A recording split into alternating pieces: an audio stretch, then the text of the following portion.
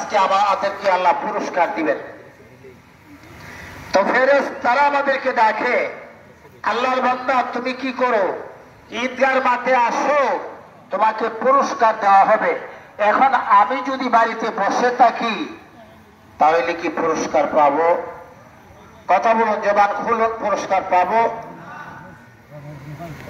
ধরেন দুনিয়াতে ঈদগার মাঠে একজন মন্ত্রী আসলো, আইসা বললো যে অমুক অমুক ব্যক্তিকে আমি 50,000 টাকা করে দেব। তাহলে তারা দেখবেন সকাল থেকে আইসা নাম লেখাইব, লিস্ট লেখাইবে কিনা নেতার পিছে পিছে ঘুরব। এখন যারা আসবে না তাদেরকে ডাকা হবে, এই কফিলউদ্দিন আপনি কোথায়, তাড়াতাড়ি আসেন, মাইকটা গরম বক্তব্য দেওয়া হবে। একটু দেরি করে আসলে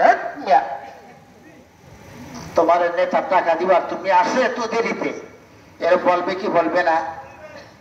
আসলো না, সবাইকে টাকা দেওয়া শেষ, এখন এসে হাজির যে ভাই আমার কিছু দেন। তারে টাকা দিব, দিলেও অনেক তুচ্ছ তাচ্ছিল্য করে দিবে। আমার আল্লাহ ডেকে ডেকে বলতেছে, হে বান্দা, 1 মাস তুমি সিয়াম সাধনা পালন করেছো, তুমি আসো, আজকে তোমাকে দেওয়া হবে। এখন আপনি যদি রাস্তার মধ্যে গড়িমসি করতে থাকি, বাড়িতে বসে গড়িমসি করতে থাকি, গোসল দিতে থাকি তো থাকি, আর যাই মনে সময় আছে, আমি ইমাম সাহেব নামাজ শুরু করে দিলাম, কমিটি আমাকে বললো হুজুর নামাজ পড়া এলেন, আপনি উচ্চ বাচ্চা শুরু করলেন। কাজটা কি করছে? আমরা এবার আগে এই হুজুরের নামাজ পড়ে লাইছে, কমিটি আবার কারগরের কে কমিটি এবার নির্দেশ দিল কেন? এই কথা কি যুক্তিযুক্ত? কাজেই এমনটা যেন না হয়, আপনারা তাড়াতাড়ি ঈদগাহ মাঠে চলে আসুন।